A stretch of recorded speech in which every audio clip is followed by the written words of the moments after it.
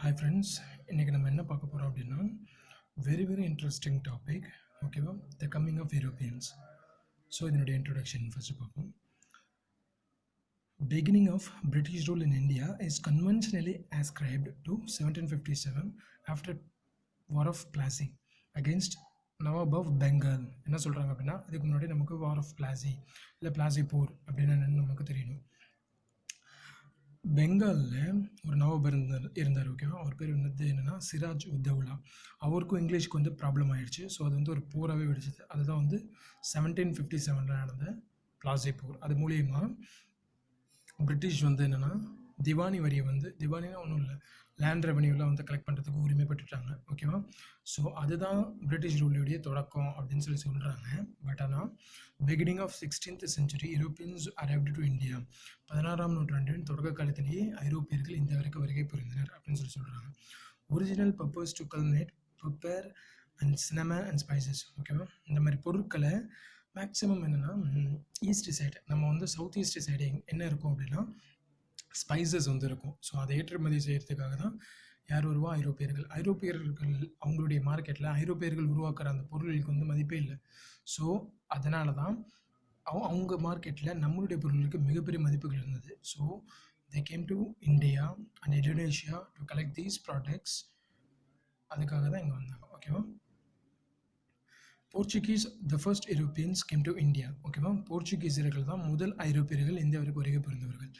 ஓகேவா? Vasco da Gama found way from Europe to India through Cape of Good Hope at Africa in end of 15th century. 15ஆம் நூற்றாண்டின் இறுதிகளில் தான் வந்து யார் நம்ம வாஸ்கோ ட காமா வந்து இந்தியாவுக்கு வந்து வழிகட்டு. கேப் ஆஃப் குட் ஹோப் எங்கே இருக்குது? ஆஃப்ரிக்காவில் இருக்குது. ஸோ எப்போவுமே இந்த யூரோப்பியன்ஸ் வந்து படிக்கிறதுக்கு முன்னாடி ஒரு ப்ரைமரி சோர்ஸ் நம்ம கையில் வந்து இருக்கணும். அது என்ன அப்படின்னா மேப். ஒரே ஒரு நிமிஷம் உங்களுக்கு மேப் காட்டுறேன். ஸோ நம்ம இப்போ மேப் பார்த்தோம்னா போர்ச்சுகலில் அவங்க தான் வந்து போர்ச்சுகீஸ், ரைட்டா? அவங்க வந்து என்ன சவுத் அட்லாண்டிக் ஓஷன் வழியாக வந்து இங்கே ஆஃப்ரிக்கா பார்க்குறீங்களா, சவுத் ஆஃப்ரிக்கா, இங்கே தான் கேப் ஆஃப் குட் ஹோப் இருக்குது, அதாவது நன்னம்பிக்கை முனை. இங்கே நான் சவுத் அட்லாண்டிக் ஓஷன் வழியாக வந்து இங்கே நன்னம்பிக்கை முனையில் தங்கி அப்படியே இந்தியன் ஓஷன் வழியாக ட்ராவல் ஆகி அரேபியன் சி வழியாக வந்து இங்கே எங்கே வர்றாங்க? கேலிக்கட்டுக்கு 1498, அதாவது 1498ஆம் ஆண்டு வாஸ்கோ ட காமா போர்ச்சுகல்லேருந்து இந்தியாவுக்கு வந்து வர்றாங்க. அங்கே ஜாமரின் அப்படின்ற ஒரு மன்னர் வந்து சந்திக்கிறாங்க. ஓகே, நம்ம நோட்ஸ் மூலியமாக பார்ப்போம். 1 second. Okay, 1510 Portuguese conquered west coast Goa. ஓகேவா? 1510லேயே போர்ச்சுகீசியர்கள் வெஸ்ட் கோஸ்ட் நமக்கு எங்கே இருக்குது அப்படின்னா இந்தியா எப்படி இருக்கா? ஒரு நிமிஷம் இருங்க, பிளாட் பண்ணிடுறேன். ஸோ நம்ம இந்தியா வந்து இப்படி இருக்கா? ஸோ இதில் இந்த ஹேண்ட் இருக்குல்ல, குஜராத் எங்கே இருக்கா? இங்கே குஜராத் இருக்கா? ஸோ இங்கே வந்து டையூ இருக்கும், ரைட்டா? கோவா வந்து இங்கே இருக்கா? ஸோ கோவா வந்து 1510 வந்து போர்ச்சுகீஸ் வந்து பிடிச்சிட்டாங்கன்னு சொல்கிறாங்க. Goa became political quarters further east in Malacca and Java. ஓகேவா? ஃபஸ்ட்டு எடுத்தோன்னே 1510 வந்து கோவா வந்து பிடிக்கிறாங்க. கோவா வந்து அவங்களுடைய தலைமைச் செயலகமாக மாறுது. அடுத்து வந்துன்னா ஈஸ்ட், ஃபர்தர் ஈஸ்ட், இன்னும் ஈஸ்ட்டில் போயிட்டு மலாக்கா மலேசியாவில் இருக்குது, அண்ட் ஜாவா அந்த தீவுகளுக்கு வந்து போகிறாங்க. போர்ச்சுகீஸ் வந்து controlled trade in Indian Ocean by their political aggressiveness and naval superiority. அதாவதுன்னா இந்தியன் ஓஷனில் நான் காமிச்சிடல மேப்பில், ஒரு நிமிஷம் இருங்க, மேப்பில் இந்த இந்தியன் ஓஷன் இருக்குல்ல, இந்தியன் ஓஷனில் அவங்களுடைய நேவல் சுப்பீரியாரிட்டியை யூஸ் பண்ணி இந்தியன் ஓஷன் இருக்குல்ல, இந்தியன் ஓஷனில் அவங்களுடைய நேவலுடைய சுப்பீரியாரிட்டியை யூஸ் பண்ணி அவங்க கண்ட்ரோலுக்குள்ளே யார் வச்சுருந்தாங்கன்னா போர்ச்சுகீசியர்கள் வச்சுருந்தாங்க. அதே மாதிரி 1 செகண்ட், இங்கே பாருங்கள், மலாக்கா எங்கே இருக்குது அப்படின்னா மலேசியாவில் வந்து இருக்குது. ஓகேங்களா? அண்டு ஜாவா அந்த தீவுகளாம் வந்து கண்ட்ரோல் பண்ணாங்க. ஓகே, அடுத்து என்னென்னா Daman Diu help them to control trade in Arabian sea. Arabian sea நம்ம பார்த்தோமா, இந்த இடத்துல ஃபுல்லாமே வந்து அரேபியன் சி தானே இருக்குது. அரேபியன் சி இருக்கா இந்த இடத்துல? ஸோ இங்கே வந்து கண்ட்ரோல் வந்து யார் பண்ணாங்க அப்படின்னா போர்ச்சுகீஸ் வந்து பண்ணிட்டு இருந்தாங்க. Other Europeans came to India a century later. ஒரு நூற்றாண்டுக்கு அப்புறம் தான் வந்து டச்சுக்காரர்களுக்கு வராங்க, அந்த இங்கிலீஷ் வந்து வராங்க. ஓகேவா? ஸோ அடுத்த டாபிக் நம்ம இப்போ என்ன பார்க்க போகிறோம் அப்படின்னா சரி, ஓகே. ஐரோப்பியர்கள் இந்தியாவுக்கு வர்றாங்க. அப்போது இந்தியாவில் இருந்த அரசியல் சூழ்நிலை எவ்வாறு இருந்தது அப்படின்றத பற்றி தான் நம்ம பார்க்க போகிறோம். ஓகேங்களா? இப்போ முகல் எம்பையர் 1600லேருந்து 1650 வரைக்கும் யார் ஆட்சி செஞ்சா அப்படின்னா, யார் ஆட்சி செஞ்சிருப்பா? 1506லேருந்து 1521. ரைட்டா? அதுக்கடுத்து சாரி 1526லேருந்து 1530 வரைக்கும் யாருன்னா பாபர். ஹுமாயூன் வந்து 1530லேருந்து 40. அடுத்து வந்து 55லேருந்து 56 வரைக்கும் இருப்பார். அடுத்து ஸோ முகல் எம்பையர் தான் இருந்தது. ரைட்டா? அடுத்து வந்து அக்பர் 1556லேருந்து 605 வரை இருப்பார். அடுத்து ஜஹாங்கீர் 1605லேருந்து 1627. அடுத்து ஷாஜஹான் 1627லேருந்து 1658. அவுரங்கசீப் 1658லேருந்து 1707. 1707க்கு அப்புறம் லேட்டர் முகல்ஸ் வந்து வந்துடுவாங்க. ஸோ இதில் இது எதுக்காக நான் இப்போ உங்களுக்கு ரிவைஸ் பண்ணுறேன் அப்படின்னா, அது வந்து 1600ல் எந்த மாதிரி ஒரு அரசியல் சூழ்நிலை நிலவுச்சுன்றதுக்காக தான் நம்ம அதை ரிவைஸ் பண்ணுறோம். ஸோ 1600 காலத்துலேருந்து யார் இருக்காங்க அப்படின்னா அக்பர் இருக்காங்களா. So this was a period of Mughals at their peak. இதில் தான் முகல் பீரியட் வந்து உச்சத்தில் இருந்த காலகட்டம். Europeans knew the power of Mughal and the wealth of India. அப்போ வந்து ஐரோப்பியர்களுக்கு தெரியும் முகலுடைய பவர் என்னென்னு தெரியும், இந்தியாவில் இருந்தாங்க அந்த வெல்த் வளமை வந்து என்ன, அந்த சொத்து நிறைய ஓகே வளமையான அந்த சொத்துக்கள் பற்றி தெரியும். Europeans visited India frequently in 16th to 16ஆம் நூற்றாண்டுக்கும் 17ஆம் நூற்றாண்டுக்கும் இடைப்பட்ட காலகட்டத்தில் அதிகமாக வந்து போயிருக்காங்க. By 1600 Akbar conquered Rajasthan and Gujarat. ஓகேங்களா? குஜராத் கன்க்வர்டு இன் 1573 வந்து குஜராத் வந்து இது பண்ணிட்டாங்க. அது மூலியமாக குஜராத்தில் என்ன இருக்குது, சூரத் இருக்குது. So thus Surat became valuable asset to Mughal. இப்போ சூரத்தை பற்றி நம்ம படிக்க போகிறோம். சூரத்தில் அப்படி என்னப்போ வந்து ஸ்பெஷாலிட்டி இருக்குது அப்படின்னா, சூரத்தில் வந்து ஒரு பெரிய வணிகத்தலமாக இருந்தது. ரைட்டா? Surat is the gateway to west Asia and Mecca. Pilgrims left from Surat. அதாவது மெக்காவுக்கு போகிற உங்களுக்கு தெரியும், இங்கே பாருங்கள், இந்த மேப்பில் பாருங்கள். ஸோ சூரத் வந்து இங்கே தானே இருக்குது. இதுதான் கேட்வே டு யாருக்குன்னா, ஸோ அரேபியன் சி வழியாக அவங்களுடைய மெக்காவுக்கு போவாங்கல்ல. ஸோ அதான் கேட்வேவாக இங்கேருந்து தான் லெஃப்ட் ஆகிருக்காங்க. ப்ளஸ் இதுலேருந்து நிறைய ட்ரேட் பண்ணுறதுக்கான வாய்ப்புகள் வந்து நிறைய இருக்குது. ஓகேவா? அடுத்து 2 கவர்னர்ஸ் வந்து இருந்தது. சூரத்துக்கு ஒரு மிகப்பெரிய ஒரு வலுவான ஒரு விஷயமா, governor of city and governor of fort. Governor of city took care of civil affairs and collecting revenues. அங்கேருந்து governor of city took care of civil affairs and collecting revenues. அதாவது 1 செகண்ட் நாய்ஸ் இருக்குது. ஓகேவா? Governor of city took care of civil affairs and collecting revenues. ஓகேங்களா? சிட்டியில் இருக்கிற governor இருந்தாருன்னா அந்த மக்களுடைய நடவடிக்கைகளையும் அவங்களுடைய நடவடிக்கைகள் வந்து பார்த்துட்டு இருந்தாங்க. அண்டு வந்து வருமானத்தை வந்து இது பண்ணிட்டு இருந்தாங்க, கலெக்ட் பண்ணிட்டு இருந்தாங்க. அடுத்து castle is built on the river of Tapti நதிக்கரையில் தான் வந்து அந்த கோட்டை வந்து கட்டப்பட்டிருக்கு. தபதி நதிக்கரை வந்து 732 மீட்டர் 700 சம்திங் மீட்டர் வந்து கிலோமீட்டர் வந்து லாங். ஓகேங்களா? இது வந்து என்ன எங்கே தொடங்குதுன்றது. ஸோ இது 724 கிலோமீட்டர் லாங். எதுனா தபதி இது வந்து எங்கே ஸ்டார்ட் ஆகுது அப்படின்னா குஜராத்தில் தான் ஸ்டார்ட் ஆகுது. ஓகேங்களா? அதை ஞாபகம் வச்சுக்கோங்க. அண்டு தபதி வந்து இங்கே எழுதியிருக்கேன் 724 கிலோமீட்டர் லாங். முல்தாய் மத்திய பிரதேஷ்லேருந்து தொடங்குது. சாரி, இது குஜராத் வழியாக பாஸ் ஆகிப்போகுது. ஆமாம், மத்திய பிரதேஷில் தொடங்குது. மத்திய பிரதேஷ், மகாராஷ்டிரா, குஜராத். உங்களுக்கே தெரியும்ல, மத்திய பிரதேஷ் இங்கே இருக்கும். ரைட்டா? மகாராஷ்டிரா இங்கே இருக்கும், குஜராத் வந்து இங்கே இருக்கும். ஸோ இங்கேருந்து ஆரம்பித்து இங்கே வந்து இப்படி போவார். இவர் வந்து 724 கிலோமீட்டர் லாங். ஓகேங்களா? அடுத்து Akbar conquered Bengal in east and it was not annexed after 3 decades under Jahangir it became annexed. Akbar வந்து என்னென்னா பெங்காலை வந்து இது பண்ணிடுவார், கான்குவர்ட் பண்ணிடுவார், வெற்றி பெற்றுவார்.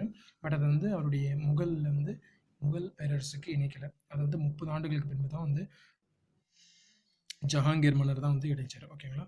தோடர்மால் உங்களுக்கு ரொம்ப தெரிஞ்ச மன்னர் தான், மினிஸ்டர் தான் இவர். Revamped uniform system and revenue collection. வருமானத்துறையில் வந்து ஒரு மிகப்பெரிய ஒரு சீர்திருத்தத்தை வந்து கொண்டு வந்தார். ரைட்டா? Akbar left economically prosperous and well administrate empire. என்ன சொல்கிறாங்க அப்படின்னா, ஐரோப்பியர்கள் வர்றாங்க. ரைட்டா? ஐரோப்பியர்கள் வந்தப்போ இந்தியா வந்து எந்த மாதிரி இருந்தது அப்படின்னா, ரொம்ப ஒரு வெல் அட்மினிஸ்ட்ரேட், நன்கு நிர்வகிக்கப்பட்ட ஒரு பேரரசை தான் அவர் வந்து விட்டுட்டு போனார். ஓகேங்களா. Dutch followed by English early 1600 and in Surat they began trading. அதாவது போர்ச்சுகீசியர்களுக்கு அப்புறம் வந்து டச்சுக்காரர்கள் வந்து வந்தாங்க. நியர்லி அ செஞ்சுரி லேட்டர் 1810 என்ன பண்ணுறாங்க, போர்ச்சுகீசியர்கள் என்ன பண்ணுறாங்க, 1810 குஜராத்துக்கு வந்துட்டாங்க, கோவாவுக்கு வந்துட்டாங்க. கரெக்டுங்களா. அதுக்கப்புறம் 100 ஆண்டுகளுக்கு பிறகு தான், ஒரு செஞ்சுரிக்கு அப்புறம் தான் டச்சுக்காரர்கள் வந்து வராங்க இந்தியாவுக்கு. Okay, they gained authority to build factories, ஓகேவா, or warehouses from Mughal governor. அவங்க வந்து என்ன, முகல் கவர்னர்கிட்ட வந்து பெர்மிஷன் வாங்கி அவங்களுடைய ஃபேக்ட்ரிஸ் வந்து கட்ட ஆரம்பிக்கிறாங்க. they did not have any territorial authority. it angered them that they cannot trade like Portuguese. டச்சுக்காரர்கள் வர்றாங்க, கரெக்டுங்களா, வந்துட்டாலும் இங்கே ட்ரேட் பண்ணாலும் அவங்களுக்கு வந்து ஒரு டெரிட்டரியல் அத்தாரிட்டி வந்து கிடைக்கல. ஸோ அது வந்து அவங்களுக்கு வந்து ஒரு கோபத்தை வந்து உருவாக்குச்சு. 1668 English bought land from Mughals in Bombay. 1668 English வந்து முகல் பேரரசுக்கிட்ட வந்து பாம்பே வந்து வாங்குறாங்க. 1687 they made factory and wanted Bombay to alternate to the city of Surat. Surat தான் கொடிகட்டி பறந்த ஒரு போர்ட்டை வந்து வச்சுருக்குது. இதுக்கு ஆல்டர்னேட்டாக தான் 1687 பாம்பேவை யார் கட்டுறாங்க அப்படின்னா நம்ம இங்கிலீஷ் வந்து பிரிட்டன் வந்து கட்டுறாங்க. Surat under Mughals protection still remind a commercial state. ஓகேவா, முகல் ப்ரொடெக்ஷன் தான் கொடுத்துட்டு இருந்தாங்க. முகல் தான் வந்து பாதுகாப்பு வந்து ஆக்சுவலி என்ன ஆனாங்க, நீங்கள் பார்த்தீங்கன்னா முகலாய பேரரசர்கள் சூரத்தில் இருந்த வணிகர்களுக்கு ஒரு ப்ரொடெக்ஷன் வந்து, அதாவது பாதுகாப்பு வந்து கொடுத்தாங்க. அதை தாங்க சொல்கிறாங்க. அடுத்து 1600 1650 சவுத் இந்தியா. இப்போ நார்த் இந்தியாவை பற்றி பார்த்தோம். நார்த் இந்தியாவில் என்ன ஒரு பெனிஃபிட் இருந்தது, சென்ட்ரலைஸ்டு அட்மினிஸ்ட்ரேஷன் வந்தது, அதுதான் நம்ம பார்த்தோம். ஆனால் சவுத் இந்தியாவில் அப்படியே வந்து டீசென்ட்ரலைஸ்டு தான் இருக்கும். South India presented a sharp contrast to the centralized stability. Politically, region was fragmented and unsettled. Nayak kingdoms என்ன சொல்கிறாங்க அப்படின்னா, பொலிட்டிக்கலி அரசியல் ரீதியாக சவுத் இந்தியா வந்து எல்லாமே பிரிஞ்சு போய் கிடந்தது. ஓகேங்களா, எல்லாம் நாயக்கர்கள் கீழே. ஏன்னா மராத்தியர்கள் வந்து நாயக்கர் சிஸ்டம் வந்து கொண்டு வந்தாங்க, கிருஷ்ணதேவராயர். ஸோ நாயக்கர்கள் வந்து பாளையக்காரர்கள் வந்து இது பண்ணாங்க, ரைட்டாக பாளையக்காரர்கள் வந்து உருவாக்குனாங்க. இந்த சென்ஸ் தேர் லைக் கவுன்சிலர்ஸ். ஓகேவா, ஒரு சிறு இடத்துக்கு வந்து பாளையக்காரர்கள் வந்து நிர்வகிச்சாங்க. ஸோ நாயக்கர்கள் கிங்டமில் 3 நாயக்கர்கள் வந்து ரொம்ப முக்கியமான நாயக்கர் ஏரியாஸ் சொல்கிறேன் என்னென்னு. அந்த 3 முக்கிய நாயக்கர்கள் யார் அப்படின்னா மதுரை, தஞ்சாவூர் அண்டு செஞ்சி. ஓகேங்களா. 1565 பேட்டில் ஆஃப் தலைக்கோட்டை போர். அது என்னென்னு உங்களுக்கு ரொம்ப முக்கியம். தலைக்கோட்டை போர் தான் வந்து ரொம்ப பெரிய விஷயம். 1565 நடந்தது பிட்வீன் பாமனி அரசுக்கும் அண்ட் விஜயநகர பேரரசுக்கும். விஜயநகர பேரரசு அதில் தோல்வி பெற்றுச்சு. ஓகேங்களா. பாமனி அரசில் எத்தனை கிங்டம்ஸ் இருக்கும், கிங்டம்ஸ் இல்லை, பாமனி அரசில் ஒரு 5 இது இருக்கும், பிரிவு இருக்கும், ரைட்டா. பிரார், பேதார், அப்புறம் பிரார், பெதார், அகமது நகர், கோல்கொண்டா, தென் இன்னொரு 1 இருக்குமே, அது அப்படின்னா விஜய்பூர். கரெக்டாங்க. அடுத்து நாயக்க கிங்டம்ஸ் பிகேம் ஆட்டானமஸ். இது வந்து ரொம்ப ரொம்ப முக்கியமான போர், தலைக்கோட்டை போர். பாமனி அரசு, அந்த 5 பாமனி அரசு, 5 செக்ஷன்ஸ் இன் பாமனி அரசுக்கும் ப்ளஸ் விஜயநகர பேரரசுக்கும் சண்டை வந்ததா. ஸோ அந்த போரில் வந்து விஜயநகர் தோல்வி பெற்றது. ஓகேவா. நாயக்கர் கிங்டம்ஸ் யாருக்கு கீழே இருந்தாங்கன்னா இந்த விஜயநகர பேரரசுக்கு கீழே இருந்தவங்க எல்லாமே வந்து they became independent. So local chiefs also to control of the parts of Tamil region. One of them is Senathipathi of Ramanathapuram. இந்த சேனாதிபதி ரொம்ப முக்கியமாக ஞாபகம் வச்சுக்கோங்க. ஏன்னா வேலு நாச்சியார் வந்து இனிமேல் பார்ப்போம், டுவர்ட்ஸ் மாடர்னேட்டில் வேலு நாச்சியார் வந்து வருவாங்க. ஸோ அவங்க சிவகங்கையில் தான் இருப்பாங்க. இவர் ஞாபகம் வச்சுக்கோங்க. 1890 1646 வரைக்கும் many military conflicts arose out of these unsettled political conflicts. இங்கே வந்து ஒரு அரசியல் ரீதியாக எந்த ஒரு செட்டில்மெண்ட்டுமே இருக்காது. ஸோ அடிக்கடி வந்து சண்டை நடக்குங்க. அடிக்கடி they met with conflict of interest. So அதனால் அங்கே சண்டை வந்துகிட்டே இருக்கும். Madurai and Thanjavur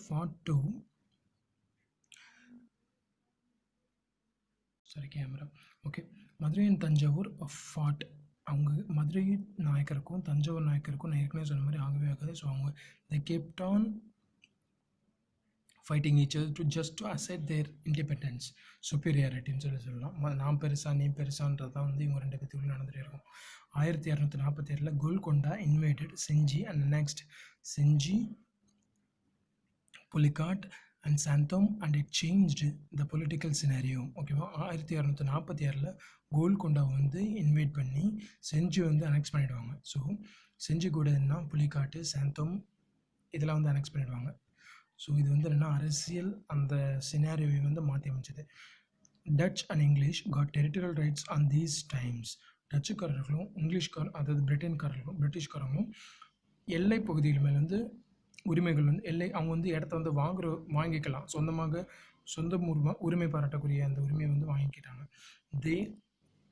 they thought to get base in Coromandel Coast to access peace goods needed to trade spice producing islands of Indonesia. என்ன சொல்கிறாங்க அப்படின்னா, கோரமண்டல் கோஸ்ட்னா என்னென்னா நம்மளுடைய புலிக்காட்டு. ஓகேங்களா, கோரமண்டல் கோஸ்ட் ஒரு நிமிஷம் இருங்க, நான் வரைகிறேன். இப்போது இந்தியா எங்கே இருக்கா? ஸோ இங்கே சென்னை இருக்கா? ஸோ சென்னைக்கு மேலே புலிக்காட் 60 கிலோமீட்டர். ஓகேவா, இந்த north to Chennai from Chennai. ஓகேவா, இங்கே புலிக்காட்டு, சென்னை, தஞ்சாவூர் இதெல்லாம் வந்து கோரமண்டல் கோஸ்டில் வந்து வரும். ஸோ இங்கேருந்து இந்தோனேஷியா எங்கே இருக்கா? ஸோ இங்கேருந்து இந்தோனேஷியாவுக்கு வந்து போயிட்டு ட்ரேட் பண்ணுறதுக்கு உங்களுக்கு வந்து ரொம்ப யூஸ்ஃபுல்லாக இருந்தது. So they chose in this place. ஓகேவா, டச் கெயின்டு ஒரு நிமிஷம் கேட்கணும். Okay, Dutch gained Pulicat Pazhaverkadu from Gingee Nayak and built a fort. டச்சுக்காரர்கள் வந்து புலிக்காட்டை வாங்கி அங்கே ஒரு கோட்டையை வந்து கட்டிட்டாங்க. அண்ட் வெங்கடாத்ரி நாயக்கர்கிட்ட இருந்து gave land south to English 1639. 1639 Venkatadri Nayakar வந்து என்னென்னா இங்கிலீஷ்க்கு தெற்கு பகுதி வந்து கொடுத்துருப்பாங்க. Saint George fort is built there. George fort எங்கே இருக்குது அப்படின்னா, எங்கே இருக்குது சொல்லுங்கள்?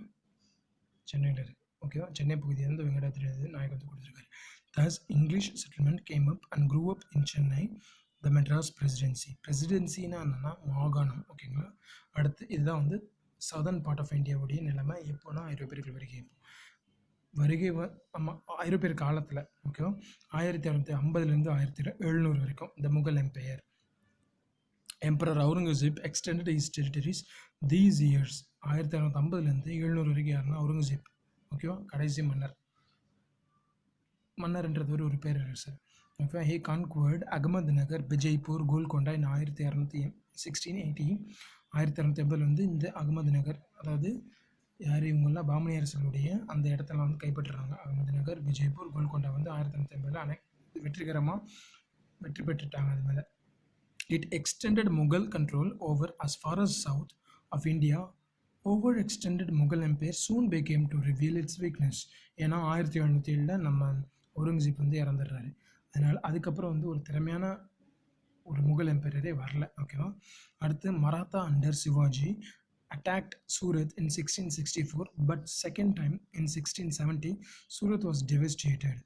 It challenged the invincibility of the Mughal Empire. அதாவது முகல் எம்பையர் வந்து யாராலையும் அசைக்க முடியாது அப்படின்னு அது வரைக்கும் ப்ரூவ் பண்ணிட்டு இருந்த முகல் பேரரசையை அசைச்சு காமிச்சார் தான் அவர். யாருன்னா நம்மளுடைய மராத்தியர்கள். ஓகேவா, மராத்தியர்கள் வந்து 1664 சூரத்தை வந்து தாக்குறாங்க. மறுபடியும் 1870 சூரத்தை மீண்டும் தாக்குறாங்க. இந்த சூரத்தை தாக்கும்போது சூரத் தான் வந்து it's a gateway to the west Asia to do a best trading. Okay, அதை அட்டாக் பண்ணோன்னா அது உருக்குலைஞ்சு போயிடுச்சு. ஓகேவா, இது வந்து அங்கே முகல் பேரரசுடைய ப்ரொடெக்ஷன். அங்கே வந்து நான் ஏற்கனவே சொன்னால அங்கே செஞ்ச வணிகர்களுடைய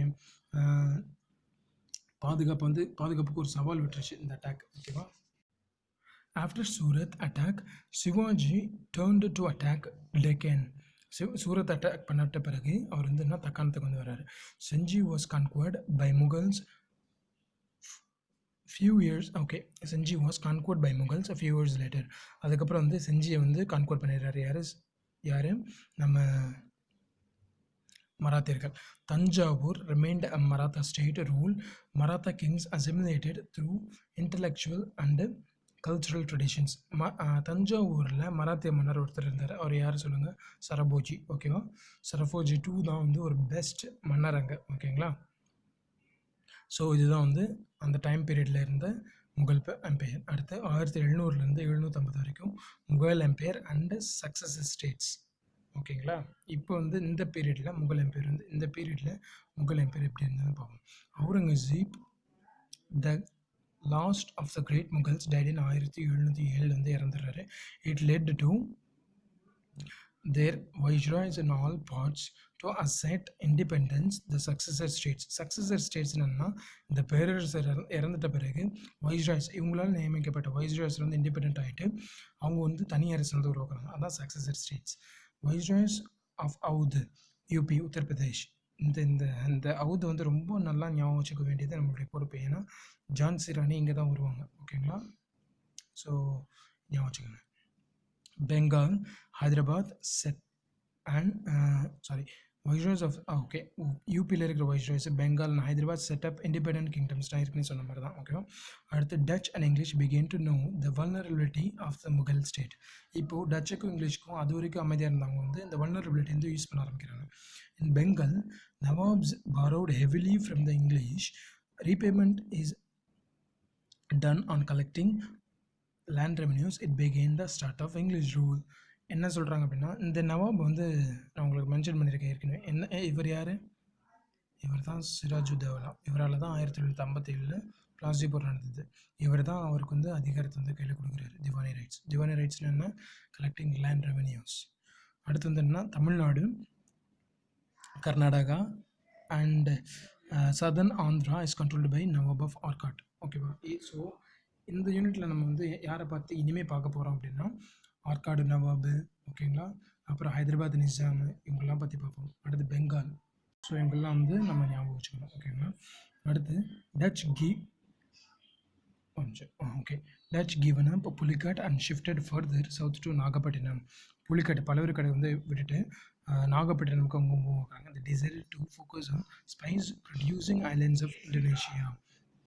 ஸோ டச்சுக்காரர்கள் என்ன பண்ணுறாங்க அப்படின்னா பழவேற்காடை வந்து அதாவது புலிக்காட்டை வந்து விட்டுட்டு நாகப்பட்டினம் மூவ் ஆகிட்டாங்க. அண்டு அங்கே இன்னும் சவுத் ஈஸ்ட் ஏஷியாவுக்கு போயிட்டு அதாவது என்ன இந்தோனேஷியாவுக்கு போயிட்டு அங்கே மூவ் ஆயிடுறாங்க. ஓகேங்களா?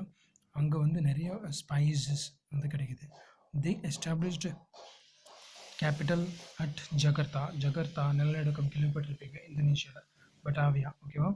And Chennai became prosperous town after many struggles. English began to reckon in the region. ஓகேங்களா? இந்தியாவில் இங்கிலீஷ்க்கும் ஃப்ரெஞ்சுக்கும் சுத்தமாகவே ஆகாது. அது இனிமேல் பார்ப்போம் நம்ம. By 1750 1750 Surat suffered a lot, so merchants began to tell that they are protected by Dutch and English to feel secured. Bombay became attracting the merchants born both from Surat and Gujarat. என்ன சொல்கிறாங்க அப்படின்னா பாம்பே 1687 அப்போவே நம்ம இதுக்கு முன்னாடியே படிச்சிடலாம். 1687 சூரத்துக்கு பதிலாக பாம்பே வந்து English வந்து பில்ட் பண்ணிட்டு இருக்காங்க. So finally it became the alternative to Surat அப்படின்னு தான் சொல்கிறாங்க. ஸோ எக்கனாமி இந்த டைமில் ஐரோப்பியர்கள் வந்தப்போ இந்தியாவுடைய பொருளாதாரம் எப்படி இருந்தது அப்படின்னு சொல்லி நம்ம பார்க்க போகிறோம் இந்த வீடியோவில் இல்லை, but in upcoming video. Thanks for வாட்சிங். அண்டு உங்களுக்கு நான் ஒன்று ஷேர் பண்ணணும். Please be online. இது பாருங்கள், நம்ம யூடியூப் சேனலில் சப்ஸ்கிரைப் பண்ணவங்க வாட்ச் பண்ணது இவ்வளோ, பட் சப்ஸ்கிரைப் பண்ணாதவங்க வாட்ச் பண்ணது இவ்வளோ. So please do subscribe and watch help us. So this is the only motivation that we can put more efforts on ourselves to get you our best content. So please support us. Thanks for watching. Stay subscribed. Thank you.